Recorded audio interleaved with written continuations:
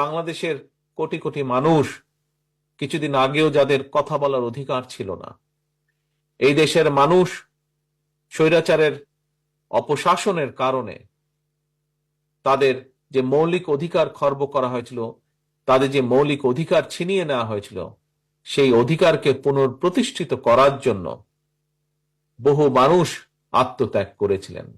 আজ সিরাজগঞ্জে, বিশেষ করে এনায়েতপুর, বেলকুচি, চৌহলি এই এলাকার যে মানুষগুলোর জন্য, যে মানুষগুলো আত্মত্যাগ করেছেন, যাদের জন্য আমরা আজ এখানে একত্রিত হয়েছি, সেই মানুষগুলোর সেই আত্মত্যাগ বা আত্মদান আছে। মানুষগুলোর আত্মত্যাগের বিনিময় আজ দেশকে আমরা স্বৈরাচার মুক্ত করতে পেরেছি।